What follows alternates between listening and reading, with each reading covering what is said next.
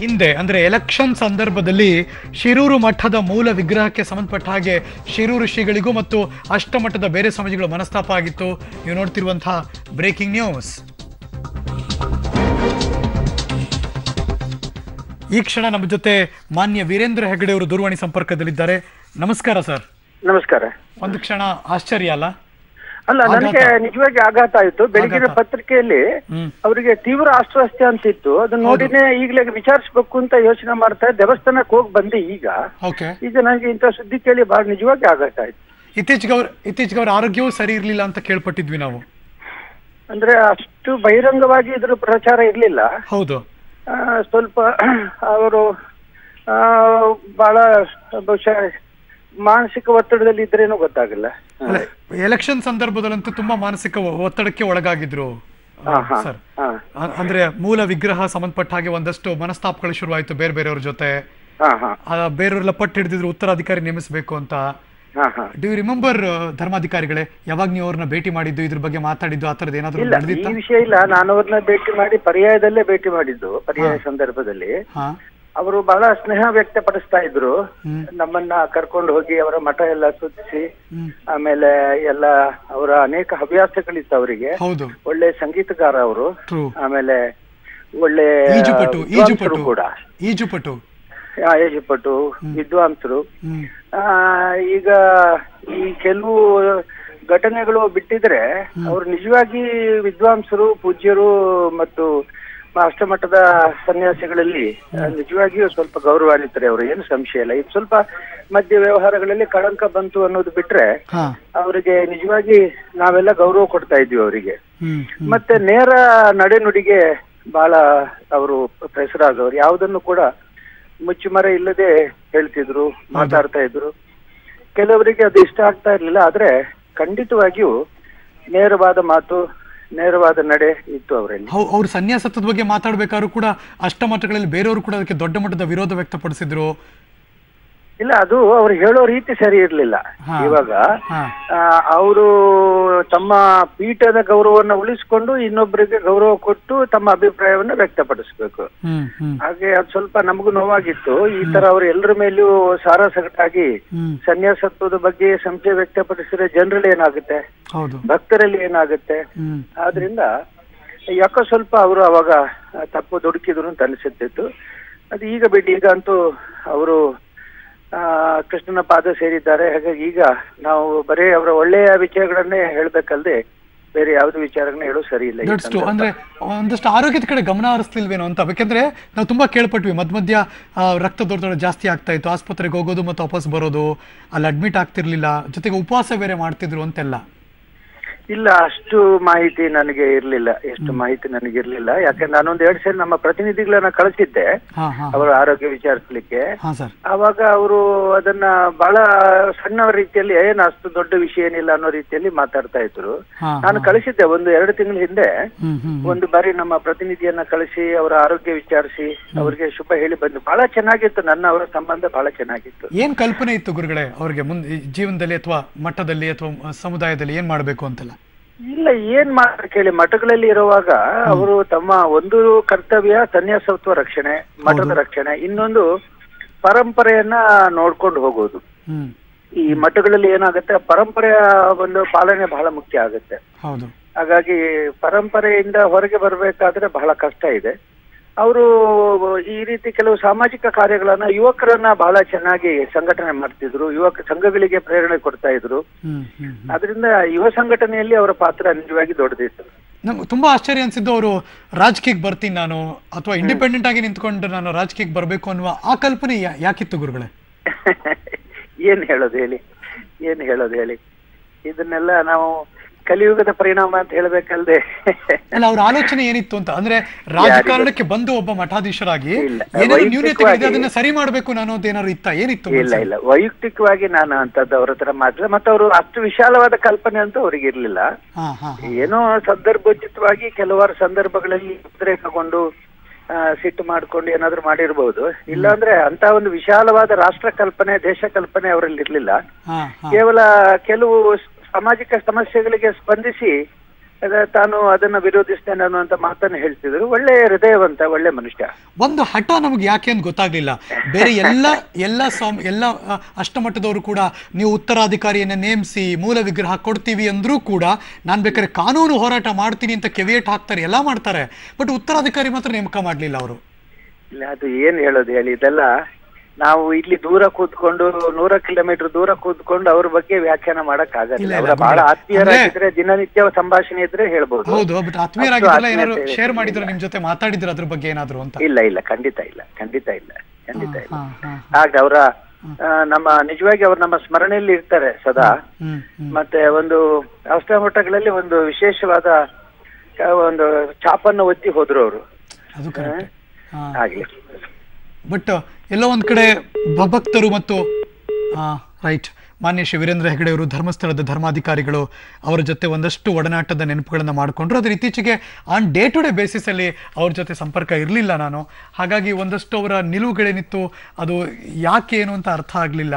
But ಎಲ್ಲೋ ಒಂದ್ ಕಡೆ ಅವರ ಕೆಲವೊಂದು ನಿಲುವುಗಳೇನಿತ್ತು ಅದು ಆ ಕ್ಷಣಕ್ಕಷ್ಟೇ ಸೀಮಿತವಾಗಿತ್ತು. ಅದನ್ನು ಅವ್ರು ತೆಗೆದುಕೊಳ್ತಾ ಇದ್ರು. ತುಂಬ ಜನಕ್ಕೆ ಅದು ಇಷ್ಟ ಆಗ್ತಿರ್ಲಿಲ್ಲ. ಜೊತೆಗೆ ನೇರ ನುಡಿಯ ವ್ಯಕ್ತಿತ್ವ ಅವ್ರದ್ದು, ಇದ್ದಂಗೆ ಹಾಗೆ ಕಡ್ಡಿ ತುಂಡು ಮಾಡ್ದಂಗೆ ಹೇಳೋ ವಿಚಾರಗಳು ಅದೆಷ್ಟೋ ಸರಿ ಬೇರೆ ಬೇರೆ ಅಷ್ಟ ಮಠಾಧೀಶರಿಗೆ ನುಂಗಲಾರದ ತುತ್ತಾಗಿ ಅರಗಿಸ್ಕೊಳ್ಳದೆ ಇರೋ ಹಾಗೆ ಆಗೋಗಿದೆ. ಹಾಗಾಗಿ ಅವ್ರು ಎಷ್ಟೋ ಒಂದು ಕಡೆ ಅವ್ರ ವೈರತ್ವವನ್ನು ಬೆಳೆಸ್ಕೊಂಡ್ಬಿಟ್ರು ಬೇರೆಯವ್ರ ಜೊತೆ. ಅದನ್ನು ಕೂಡ ಮಾನ್ಯ ಶ್ರೀ ವೀರೇಂದ್ರ ಹೆಗಡೆ ಅವರು ಕೂಡ ಮಾತಾಡ್ತಿರ್ಬೇಕಾದ್ರೆ ಮೆನ್ಷನ್ ಮಾಡ್ತಿದ್ರು.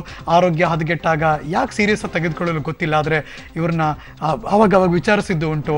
ಆದರೆ ಒಂದು ಒಳ್ಳೆಯ ವ್ಯಕ್ತಿತ್ವದಲ್ಲಿ ಒಬ್ಬ ಮಠಾಧೀಶರನ್ನ ನೋಡೋಕೆ ಸಿಕ್ತು ನನಗೆ.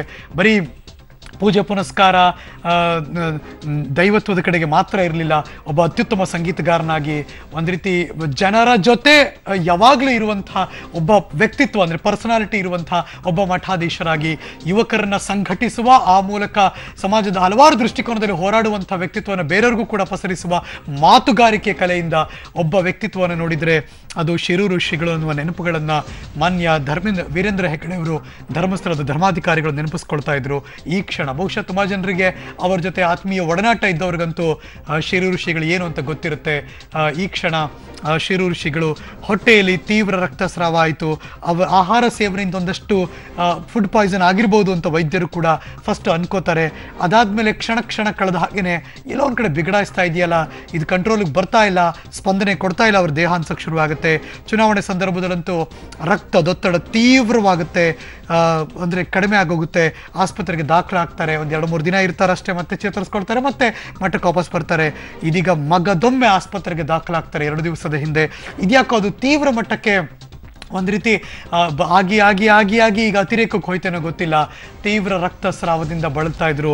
ಅವ್ರನ್ನ ತೀವ್ರ ನಿಗಾ ಘಟಕದಲ್ಲಿ, ಇಂಟೆನ್ಸಿವ್ ಕೇರ್ ಯೂನಿಟ್ ICUನಲ್ಲಿ ಅವ್ರನ್ನ ತೀವ್ರ ನಿಗಾ ಘಟಕದಲ್ಲಿ ನೋಡ್ಕೊಳ್ಳಾಯಿತು. ಕೃತಕ ಉಸಿರಾಟದ ವ್ಯವಸ್ಥೆಯನ್ನು ಶಿರೂರು ಶ್ರೀಗಳಿಗೆ ಮಾಡಲಾಯಿತು. ತದನಂತರದಲ್ಲಿ ಬಂದಂಥ ಸುದ್ದಿ ಏನಪ್ಪಾ ಅಂದರೆ ಅವರಿಲ್ಲ, ಇನ್ನಿಲ್ಲವಾಗಿದ್ದಾರೆ, ವಿಧಿವಶರಾಗಿದ್ದಾರೆ, ನಮ್ಮನ್ನಗಲಿದ್ದಾರೆ ಅನ್ನುವ ಸುದ್ದಿ ಉಡುಪಿಯ ಮಣಿಪಾಲ್ ಆಸ್ಪತ್ರೆಯಿಂದ ಬ್ರೇಕಿಂಗ್ ನ್ಯೂಸ್ ಆಗಿ ಬಂತು 8:29 ಈ ಮುಂಜಾನೆಯ ಸಮಯದಲ್ಲಿ.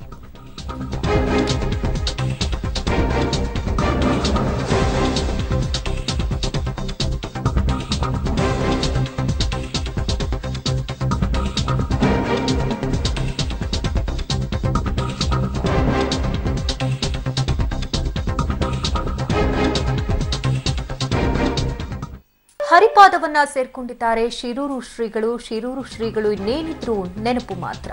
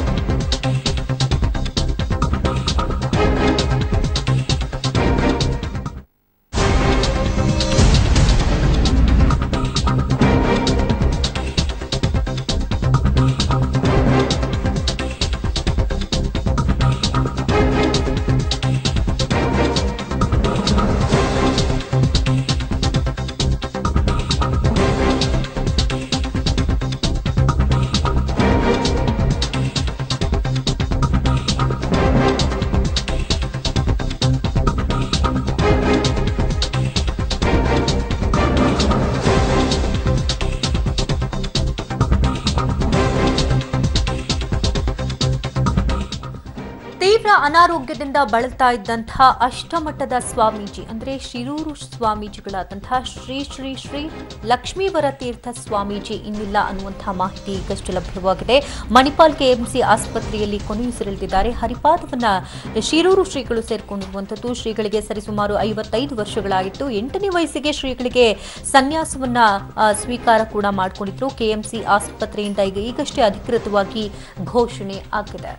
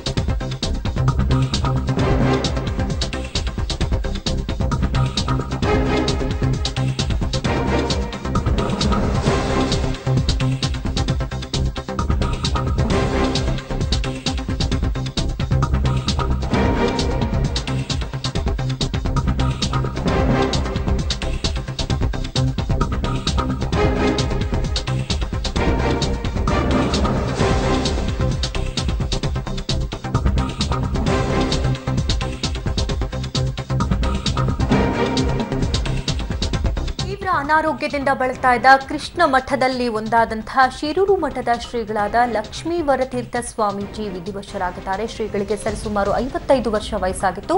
ಫುಡ್ ಪಾಯ್ಸನ್ ಸಮಸ್ಯೆಯಿಂದ ಸ್ವಾಮೀಜಿ ಮಣಿಪಾಲ್ ಆಸ್ಪತ್ರೆಗೆ ನಿನ್ನೆಯಷ್ಟೇ ದಾಖಲಾಗಿದ್ರು. ಕಳೆದ ಆಸ್ಪತ್ರೆಯಲ್ಲಿ ಶಿರೂರು ಸ್ವಾಮೀಜಿ ರಾತ್ರಿ ರಕ್ತವಾಂತಿ ಕೂಡ ಮಾಡಿಕೊಂಡಿದ್ರು ಅಂತ ಹೇಳಲಾಗ್ತಾ ಇದೆ. ಅವರಿಗೆ ತೀವ್ರ ನಿಗಾ ಘಟಕದಲ್ಲಿ ಚಿಕಿತ್ಸೆ ಕೂಡ ನೀಡಲಾಗ್ತಾ ಇತ್ತು. ಆದರೆ ಇಂದು ಚಿಕಿತ್ಸೆ ಫಲಕಾರಿಯಾಗದೆ ಸಾವಿಗೀಡಾಗಿದ್ದಾರೆ.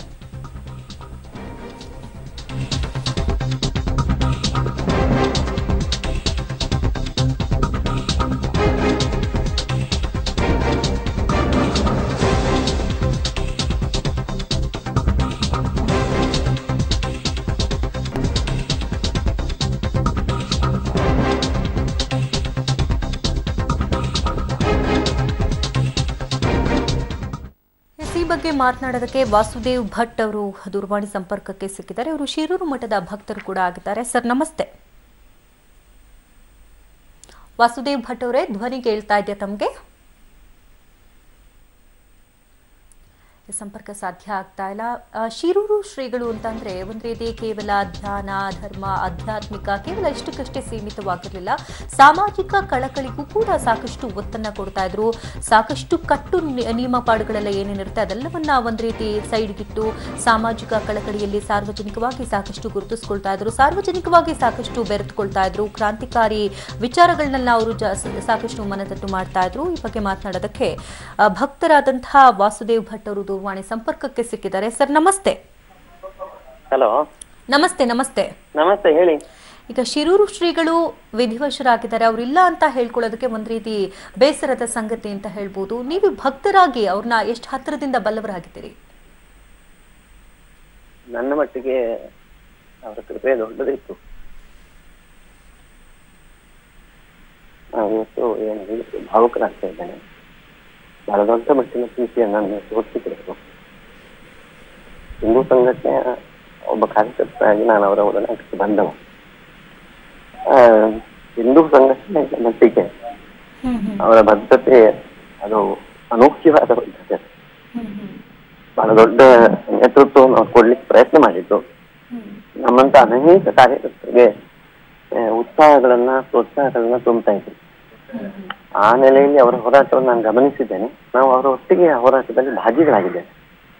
ಅದರ ಜೊತೆಗೆ ಧಾರ್ಮಿಕವಾಗಿ ಉಡುಪಿಯ ಕೃಷ್ಣ ಮಠದಲ್ಲಿ ಕೃಷ್ಣದೇವರನ್ನ ಬಹಳ ವಿವಿಧವಾದಂತಹ ಅಲಂಕಾರ, ಪ್ರಾಯಶಃ ವಾದಿರಾಜ ಗುರುಸಾರ್ವಭೌಮರ ನಂತರ 5 ಶತಮಾನಗಳ ನಂತರ ಕೃಷ್ಣದೇವರನ್ನ ಬಗೆ ಬಗೆಯ ಅಲಂಕಾರಗಳಲ್ಲಿ ಪರ್ಯಾಯದ 2 ವರ್ಷದ ಪ್ರತಿನಿತ್ಯ ವೈವಿಧ್ಯಮಯ ಅಲಂಕಾರಗಳಿಂದ ಭಕ್ತರ ಮನಸೂರೆಗೊಂಡವರು ಮತ್ತು ಕೃಷ್ಣನ ಸೇವೆಯನ್ನು ಬಹಳ ದೊಡ್ಡ ಮಟ್ಟದಲ್ಲಿ ಮಾಡಿದರು. ಮತ್ತು ಅವರ ಪರ್ಯಾಯ ಕಾಲದಲ್ಲಿ ಅನ್ನಾರಾಧನೆ, ಅನ್ನ ಸಂತರ್ಪಣೆ ಅದು ಇರುಳ ನಡುರಾತ್ರಿಯಲ್ಲಿ ಬರುವ ಭಕ್ತರಿಗೂ ಕೂಡ ಒಂದು ಹೊಟ್ಟೆ ಹಸಿದು ಬರುವವನಿಗೂ ಕೂಡ ಅನ್ನದ ತತ್ವಾರ ಆಗ್ಬಾರ್ದು, ಅನ್ನದ ಕೊರತೆ ಆಗ್ಬಾರ್ದು. ಆ ನೆಲೆಯಲ್ಲಿ ಅವರು ವ್ಯವಸ್ಥೆ ಮಾಡಿದ್ರು.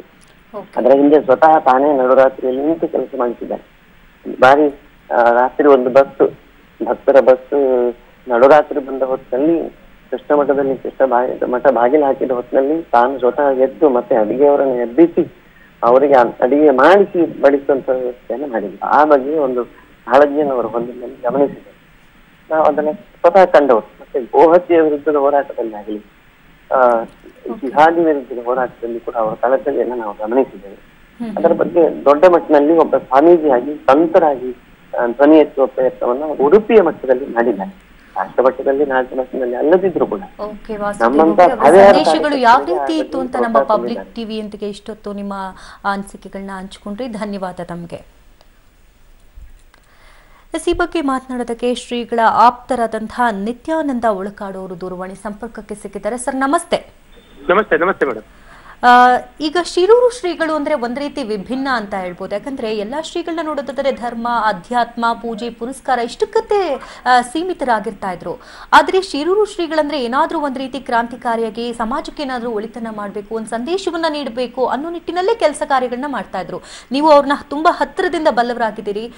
ಯಾವ ರೀತಿ ಸಂದೇಶಗಳನ್ನ ಕೊಡ್ತಾ ಇದ್ರು, ಏನ್ ಹೇಳ್ತೀರಿ ಈ ಸಂದರ್ಭದಲ್ಲಿ? ನಾನೊಂದು ಏನ್ ಹೇಳ್ಬೇಕಂತ ಹೇಳಿದ್ರೆ, ಅಷ್ಟಮಠದ ಸ್ವಾಮಿಗಳಲ್ಲಿ ನಮ್ಮ ಶಿರೂರು ಸ್ವಾಮೀಜಿಯವರೊಂದು ವಿಶಿಷ್ಟವಾದ ಸ್ವಾಮೀಜಿಯವರು ಅಂತ ಹೇಳ್ಬೋದು. ಯಾಕಂತ ಹೇಳಿದ್ರೆ ಎಲ್ಲಾ ಧರ್ಮದವರನ್ನು ಅವರು ಒಗ್ಗೂಡಿಸಿಕೊಂಡು ಹೋಗುವಂತವ್ರು. ಹಿಂದೂ, ಮುಸ್ಲಿಂ, ಕ್ರೈಸ್ತರು ಎಂಬ ಭಾವನೆ ಇಲ್ಲದೆ ಒಗ್ಗೂಡಿಸಿಕೊಂಡು ಹೋಗ್ತಾ ಇರುವಂತಹ ಮನುಷ್ಯರು. ಅವರ ಬ್ರಾಹ್ಮಣ ಸಮಾಜದವರನ್ನು ಸ್ವಲ್ಪ ಕಡಿಮೆ ಇಟ್ಟರೂ ಕೂಡ ಅವರು ಬೇರೆ ಇತರ ಜಾತಿಗಳನ್ನು ಅವರು ಒಳ್ಳೆ ರೀತಿಯಲ್ಲಿ, ಒಳ್ಳೆ ಮನೋಭಾವದಿಂದ ನಾನು ಸ್ವಾಮಿಯ ರೀತಿಯಲ್ಲಿ ಅಲ್ಲ ಎಂಬ ದೃಷ್ಟಿಯಿಂದ ಅವರು ನೋಡಿಕೊಂಡವರು. ಅವರ ಮಠದಲ್ಲಿ ಆಗ್ಲಿ, ಅವರ ಮೂಲ ಮಠದಲ್ಲಿ ಆಗ್ಲಿ, ಎಲ್ಲಾ ರೀತಿಯಲ್ಲಿ ಅವರೊಂದು ಶನಿವಾರ ದಿವಸ ಒಂದು ಮೂಲ ಮಠದಲ್ಲಿ ಒಂದು ಪೂಜೆ ಮಾಡ್ತಾರೆ. ಅಲ್ಲಿ ಬರುವಂತಹ ಭಕ್ತರು ಎಷ್ಟು, ಅಲ್ಲಿ ಇಡೀ ಶಿರೂರಿನ ಊರಿನವರು ಎಲ್ಲಾ ಭಕ್ತರು ಬಂದು ಅವರ ಪೂಜೆಯನ್ನು ನೋಡ್ಲಿಕ್ಕೆ, ಅವರ ಪೂಜೆಯ ಅಲಂಕಾರಕ್ಕೆ ಒಂದು ಒಳ್ಳೆಯ ರೀತಿಯ ಒಂದಿದೆ. ಯಾಕಂದ್ರೆ ಕೃಷ್ಣ ಮಠದಲ್ಲಿ ಇರುವಾಗ ಅವರ ಸಮಯ ಪರ್ಯಾಯ ಅವಧಿಯಲ್ಲಿ ಅವರು 300-400 ಚಿಲ್ಲರೆ ಅವತಾರವನ್ನು ಮಾಡಿದಂತ ಒಂದು ಸ್ವಾಮೀಜಿಯವರು. ಅಂದ್ರೆ ಬೇರೆ ಸ್ವಾಮೀಜಿಯವರಿಗಿಂತ ಇವರೊಂದು 10-15 ಬಾರಿ ಪಟ್ಟು ಅವರನ್ನು ಒಳ್ಳೆದು ಕೇಳ್ಬೋದು. ಎಲ್ಲಾ ರೀತಿಯಲ್ಲಿ ಯಾರಿಗೂ ಬಿಡುದಿಲ್ಲ, ಮಾತೆ ಯಾರಿಗೂ ಹೆದರು ಇದಲ್ಲ. ಸ್ವಾಮೀಜಿಯವರು ಎದುರಿಗೂ ಮಾತಾಡಿದ್ರೆ ಅವರಿಗೂ ಕೂಡ ಎದುರುವಾಗಿ ಅವರು ಉತ್ತರ ಕೊಡುವಂತ ಸ್ವಾಮೀಜಿಯವರು ಇವರು. ಅಂದ್ರೆ ಎಲ್ಲಾ ರೀತಿಯಲ್ಲಿ ಒಳ್ಳೆಯ ಭಾವನೆಯಿಟ್ಟೆ ಮಾತಾಡುವಂತ ಒಂದು ಸ್ವಾಮೀಜಿಯವರು ಅಂತ ಹೇಳಿದ್ರೆ, ಇವರು ಸ್ವಾಮೀಜಿಯವರನ್ನು ಅದು ನಾವು ಯಾವ ರೀತಿ ಹೇಳಲಿಕ್ಕೆ ಅಂತ ನಮ್ಗೆ ಇವತ್ತು ದುಃಖವನ್ನು ಬರ್ತದೆ. ಯಾಕಂತ ಹೇಳಿದ್ರೆ ಅಂತ ಸ್ವಾಮೀಜಿಯವರು ಇವತ್ತು ನಮ್ಮ ಒಂದಿಗೆ ಇಲ್ಲ. ಅವರು ಇನ್ನೂ ಒಂದು 100 ವರ್ಷ ಬದುಕುವಂತ ಸ್ವಾಮೀಜಿಯವರು ಆಗ್ತಿದ್ರು. ಅವರು ಒಂದು ಒಳ್ಳೆ ರೀತಿಯ ಸ್ವಾಮೀಜಿಯವರು ಅಂತ ನಾನು ಹೇಳ ಬಯಸ್ತವಲ್ಲ. ಅಂದ್ರೆ ಸಾವಿಗೀಡಾಗುವಂತಹ ವಯಸ್ಸು ಕೂಡ ಅಲ್ಲ, ಕೇವಲ 55 ವರ್ಷ ಅಷ್ಟೇ. ಅಂದ್ರೆ ಈಗ ಕಡೆಯ ದಿನಗಳಲ್ಲಿ ಯಾವ ರೀತಿ ಸಮಸ್ಯೆ ಆಗ್ತಾ ಇತ್ತು ಅವ್ರಿಗೆ? ಆರೋಗ್ಯದಲ್ಲಿ ಏನಾದ್ರು ಹೆಚ್ಚು ಕಮ್ಮಿ ಆಗ್ತಾ ಇತ್ತಾ? ಅವರು ಅಂತ ಹೇಳಿದ್ರೆ, ಅವರು ಯಾರು ಬಂದ್ರು ಅವರ ಸಮಸ್ಯೆಯನ್ನು ಅವರು ಹಿಡ್ಕೊಳ್ತಾರೆ. ಯಾರು ಬಂದ್ರು ಅದಕ್ಕೆ ಒಟ್ಟಿಗೆ ಅವರಿಗೆ ಅವರೊಂದು ವ್ಯವಹಾರ ಮಾಡುವಾಗ ಅವರು ಬೇರೆ ಬೇರೆ ರೀತಿಯ ಜನರಿಗೆ ಅವರ ಜಾಗ ಆಗಲಿ ಅಥವಾ ಬಿಲ್ಡಿಂಗ್ ಆಗಲಿ ಇನ್ನಿತರ ವಸ್ತುಗಳಾಗಿ ಬೇರೆ ಬೇರೆ ರೀತಿಯಲ್ಲಿ ವ್ಯವಹಾರ ಮಾಡಿದವರು. ವ್ಯವಹಾರ ಸ್ವಾಮಿಯವರು ಹೌದು. ಯಾಕಂದ್ರೆ ಒಂದು ರೀತಿಯಲ್ಲಿ ಸ್ವಾಮೀಜಿ ಯಾವುದು ಕೂಡ ಅವರೊಂದು ವ್ಯವಹಾರ ರೀತಿಯ ಸ್ವಾಮೀಜಿಯವರು. ಇಲ್ಲಿ ನಮ್ಮ ಕುಂಡಲ್ ಕಾಡಲ್ಲಿ ಕೂಡ ಒಳ್ಳೆ ರೀತಿಯಲ್ಲಿ ಕಾಡು ಇದ್ದದ್ದನ್ನು ನಾಡನ್ನು ಮಾಡಿ ಒಳ್ಳೆ ರೀತಿಯಲ್ಲಿ ಅಭಿವೃದ್ಧಿ ಮಾಡುವಂತ ಕೆಲಸಕ್ಕೂ ಅವರು ಇದ್ರು. ಎಲ್ಲಾ ರೀತಿಯಲ್ಲೂ ಕೂಡ ಅವರು ಈ ರೀತಿ ಸಣ್ಣ ಪ್ರಾಯ ಹೌದು, ಆದ್ರೂ ಕೂಡ ಅವರ ಒಳಗಿನ ಹೃದಯದ ಒಳಗಿನ ಏನೋ ಒಂದು ತೊಂದರೆಯಿಂದ ಅವರು ಈ ರೀತಿ ಆಗಿರ್ಬೋದು ಅಂತ ಜನರು ಊಹಿಸ್ತಿದ್ರು ಅಷ್ಟೇ. ಅಂದ್ರೆ ಕಡೆಯ ದಿನಗಳು ಹೇಗಿತ್ತು ಅವ್ರದ್ದು? ಯಾಕಂದ್ರೆ ಚುನಾವಣೆಗೆ ಸ್ಪರ್ಧಿಸ್ತೀನಿ ಅಂತ ಅಂದ್ರು, ಕೊನೆಗೆ ನಾಮಪತ್ರವನ್ನು ವಾಪಸ್ ತೆಗೆದುಕೊಂಡ್ರು. ಹಾಗೆ ವಿಗ್ರಹ ಹಸ್ತಾಂತರ ವಿಚಾರದಲ್ಲೂ ಕೂಡ ಕೋರ್ಟ್ ಮೆಟ್ಟಿಲೇರಿ ಸಾಕಷ್ಟು ಹಿನ್ನಡೆ ಕೂಡ ಉಂಟಾಗಿತ್ತು ಅಂತ ಹೇಳಲಾಗ್ತಾ ಇದೆ. ಆ ದಿನಗಳು ಹೇಗಿತ್ತು? ಅವ್ರು ಏನಂತ ಹೇಳಿದ್ರೆ, ಅವರು ಯಾರಾದ್ರೂ ಹೇಳಿದ್ರೆ, ಸ್ವಾಮಿಲೆ ನೀವು ನಿಲ್ಲಿ, ಓಟಿಗೆ ನಿಲ್ಲಿ, ನೀವು ಈ ಸರಿ ವಿನ್ ಆಗ್ತೀರಿ, ನೀವು ಹೀಗೆ ಸಮಾಜ ಸೇವೆ ಮಾಡೋದಕ್ಕಿಂತ ಎಲ್ಲ ನಮ್ಮ ಜಿಲ್ಲೆಯ ಜನರನ್ನು ನೀವು ಒಮ್ಮೆಲೆ ಸಮಾಜ ಸೇವೆಯಾಗಿ ರಾಜಕೀಯವಾಗಿ ಉಪಯೋಗಿಸಿಕೊಂಡು ಮಾಡಬಹುದು ಎಂಬ ದೃಷ್ಟಿಯಿಂದ ಕೆಲವರೆಲ್ಲ ಅವರಿಗೆ ಈ ಒಂದು ಮಾತನಾಡುವಾಗ ಒಂದು ಸಭೆ ಬೇರೆ ಬೇರೆ ರೀತಿಯ ಸಮಾಜದವರು ಬರ್ತಾರೆ. ಅವ್ರು ಮಾತನಾಡುವಾಗ ಹೇಳ್ತಾರೆ, ನೀವು ಅದಕ್ಕೋಸ್ಕರ ಅವರು ನಿಂತಿರ್ಬೋದು. ಯಾಕಂತ ಹೇಳಿದ್ರೆ ಬೇರೆ ಭಾವನೆಯಲ್ಲಿ ಅಲ್ಲ, ನಾನು ಕೂಡ ಒಂದು ರಾಜಕೀಯ, ಈಗ ಎಲ್ಲ ಕೆಲವು ಸ್ವಾಮೀಜಿಯವರು ಇದ್ದಾರೆ, ಅವರು ಕೂಡ ರಾಜಕೀಯದಲ್ಲಿ ಇದ್ದಾರೆ. ನಾವು ಕೂಡ ನಮ್ಮ ಅಷ್ಟಮಠದಲ್ಲಿ ಒಬ್ಬರು ರಾಜಕೀಯದಲ್ಲಿ ನಿಂತು ನಮ್ಮ ಜನರನ್ನು ಒಳ್ಳೆ ರೀತಿಯಲ್ಲಿ ಮಾಡಬಹುದು ಎಂಬ ದೃಷ್ಟಿಯಿಂದ ಅವರು ರಾಜಕೀಯಕ್ಕೆ ನಿಂತಿರ್ಬೋದು. ಮತ್ತೆ ಜನರ ಅದೇ ಟೆನ್ಷನ್, ಅವರಿಗೆ ಟೆನ್ಷನ್ ಅಲ್ಲಿ ಅವರು ಸ್ವಲ್ಪ ಹೃದಯಾಘಾತದಿಂದ ಕುಸಿದು ಬಿದ್ರು. ಆವಾಗ ಅವರಿಗೆ ಮನಸ್ಸಿನಲ್ಲಿ ಸ್ವಲ್ಪ ಏನೋ ತೊಂದರೆ ಆಯ್ತಾ ಏನೋ ಅಂತೇಳಿ ಅವರು ಟೆನ್ಷನ್ ತಗೊಳ್ಳುದು. ಯಾಕಂತ ಹೇಳಿದ್ರೆ ನಾನು ಜನರಿಗೆ ಒಳ್ಳೆಯ ರೀತಿ ಕಾಣಬೇಕು ಎಂಬ ಟೆನ್ಷನ್ ಅಲ್ಲಿ ಅವರಿಗೆ ಈ ರೀತಿ ಆಗಿದ್ದಿರ್ಬೋದು ಅಂತೇಳಿ ನನ್ನ ಭಾವನೆ. ಓಕೆ, ಧನ್ಯವಾದ ನಿತ್ಯಾನಂದ ಅವರೇ ಪಬ್ಲಿಕ್ ಟಿವಿಯೊಂದಿಗೆ ಮಾತನಾಡಿದ್ದಕ್ಕಾಗಿ.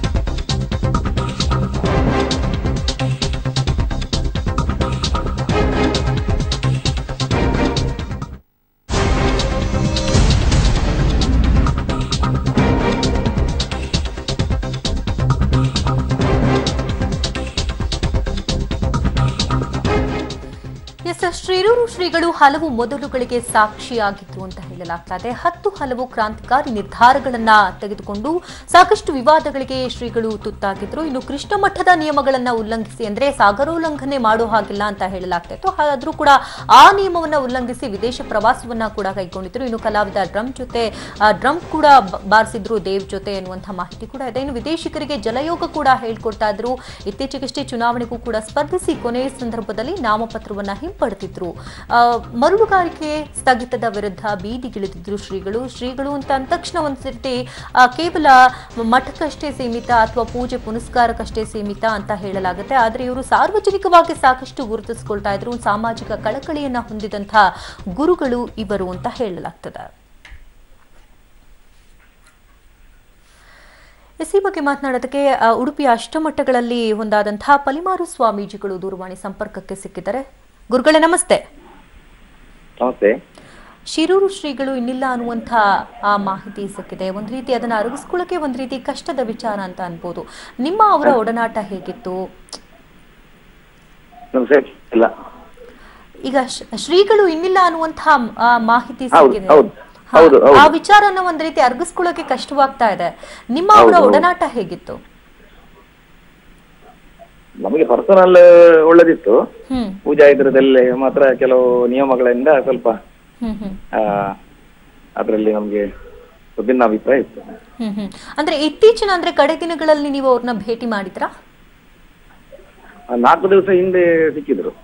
4 ದಿವಸ ಹಿಂದೆ ಬಂದಿದ್ರು, ರಾಜಾಂಗಣಕ್ಕೆ ಬಂದು ಅಲ್ಲಿಂದ ಅವರು ಪಾಸ್ ಆಗಿ ಹೋದ್ರು. 4-5 ದಿವಸದಿಂದ.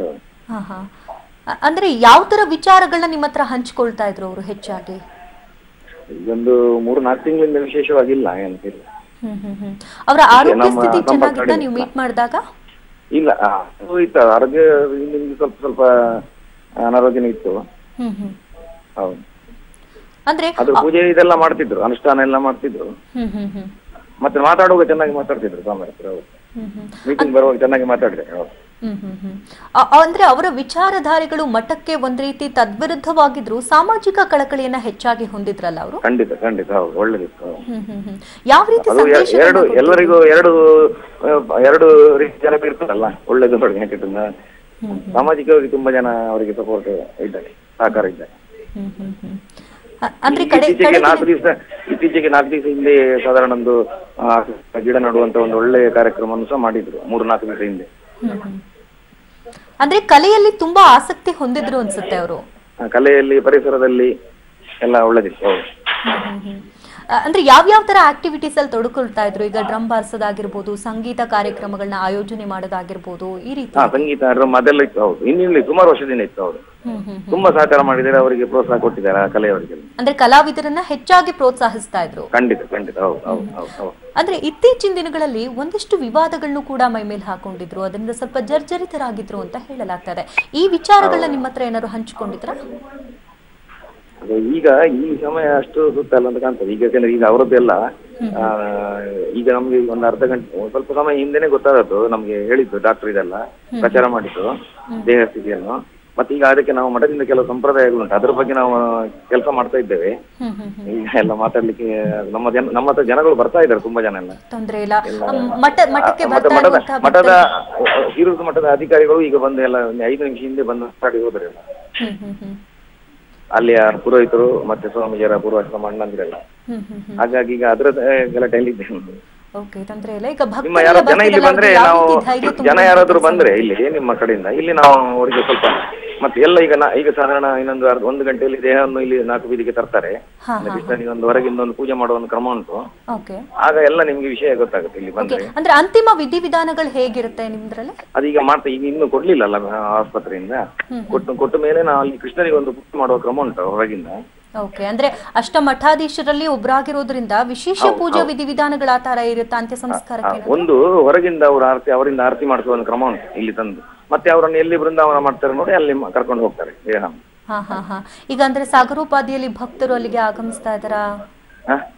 ಅಂದ್ರೆ ಅವರ ಭಕ್ತ ಅನುಯಾಯಿಗಳಿರ್ತಾರಲ್ಲ, ಅವ್ರಿಗೆಲ್ಲರಿಗೂ ಒಂದ್ ರೀತಿ ತಡ್ಕೊಳ್ಳಲಾದಂತಹ ನೋವು ತುಂಬಿರುತ್ತೆ ಅಂತ ಧೈರ್ಯ ತುಂಬಾ ಇದೆ. ಅಂದ್ರೆ ಮಠ ಹಾಗಾದ್ರೆ ಕ್ಲೋಸ್ ಆಗಿರುತ್ತಾ? ಒಂದ್ ಸ್ವಲ್ಪ ದಿನಗಳ ಕಾಲ ಮಠ ಕ್ಲೋಸ್ ಆಗಿರುತ್ತಾ? ಇಲ್ಲ, ಮಠ ಕ್ಲೋಸ್ ಮಾಡೋದಿಲ್ಲ. ಅವರು ಅಧಿಕಾರಿಗಳು ಇದ್ದಾರಲ್ಲ, ಮ್ಯಾನೇಜರು, ಊರಾಶನ ಅಣ್ಣಂದಿರೆಲ್ಲ ಇದ್ದಾರಲ್ಲ, ಕ್ಲೋಸ್ ಮಾಡೋದಿಲ್ಲ. ಮತ್ತೆ ದೇವರು ಇಲ್ಲಿ ಕೃಷ್ಣ ಮಠದಲ್ಲಿ ಇದ್ದಾರೆ, ಪೂಜೆ ಪುನಸ್ಕಾರ ಎಲ್ಲ ನಡೀತಾ ಇರ್ತದೆ ಅಂತಂದ್ರೆ ಯಾವ್ದಕ್ಕೂ ತೊಂದರೆ ಬರುದಿಲ್ಲ.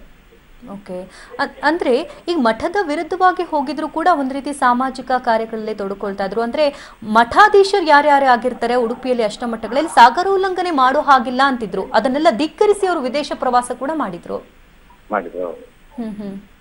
ಅಂದ್ರೆ ಅದಕ್ಕೆ ಯಾವುದೇ ಕಡೆ ಮಠದ ಕಡೆಯಿಂದ ಯಾವುದೇ ರೀತಿ ಇದಿರ್ಲಿಲ್ವಾ? ಆಗಾಯ್ತು, ಈಗ ಅದು ಸರಿಯಾಗಿದೆ. ಅವರಿಗೆ ಕೃಷ್ಣ ಪೂಜೆ ಮಾಡ್ಲಿಕ್ಕೆ ಬಿಡುದಿಲ್ಲ. ಅದು ಒಂದು ಪರ್ಯಾಯ ಮಾಡಿದ್ದಾರೆ ಅವರು ಈಗ ಮಾಡ್ತಾರೆ. ಈಗ ನೀವು ನೋಡಿದಂತೆ ಯಾವ ರೀತಿ ವ್ಯಕ್ತಿತ್ವ ಇತ್ತು ಅವ್ರದ್ದು? ಯಾವಾಗ ನೀವು ಕಂಡಂತೆ ಶಿರೂರು ಶ್ರೀಗಳು ಅಂದ ತಕ್ಷಣ ಥಟ್ ಅಂತ ಏನ್ ನೆನಪಾಗುತ್ತೆ ನಿಮ್ಗೆ?